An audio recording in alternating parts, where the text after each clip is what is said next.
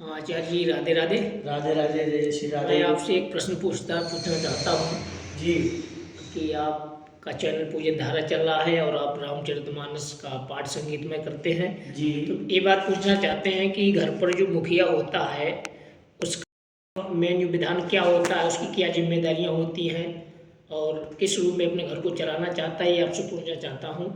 ये आप मुझे बताइएगा।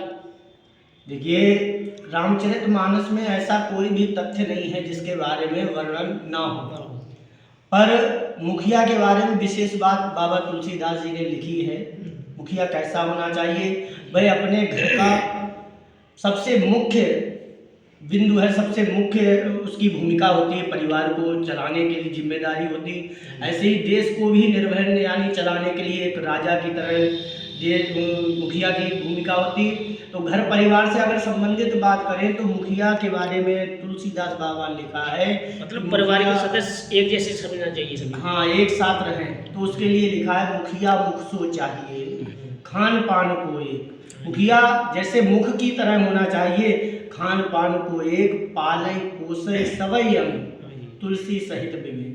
यानी कि जो भी खाद्य पदार्थ मुख के द्वारा हम पाते हैं वह शक्ति हमारे पूरे शरीर को पहुंचाने का कार्य करता है। ऐसा नहीं कि दाहिने हाथ को शक्ति देना है और बाएं को नहीं देना।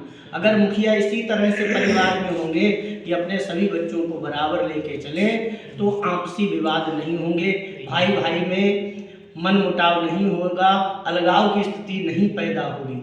अगर वही मुखिया एक के साथ स्नेह रखता है और दूसरे के साथ अलगाव या पक्षपात करता है तो वहीं दूसरे को कहीं लगता है कि मेरे साथ ये विरोध क्यों, तब ऐसी स्थिति हो जाती है। क्योंकि घर अलग हो जाने पर लोग फिर भी मिल जाते हैं, लेकिन जब मन अलग हो जाता है तो लोग पास रहकर भी नहीं मिल पाते। ऐसी विवेचना तुलसीदास बाबा ने लिखी है और सभी को यही चाहिए कि अपने संगठित होकर अपने परिवार का समभाव से मतलब कहने का मतलब जो मुखिया एक बराबर परिवार में सदस्य नहीं सोचता, उस घर का पतन होने लगता है, बरकत नहीं होती उसमें। बिल्कुल पतन हो जाता है। और पतन होने के साथ साथ जो उसमें खूब मलाई खाने का कार्य करते हैं वो भी प्रसन्न घर का विकास नहीं होता। हाँ, वो भी कहीं न कहीं, और मुखिया को भी अंततोगत्ता अंत में कष्ट भोगने पड़ते हैं।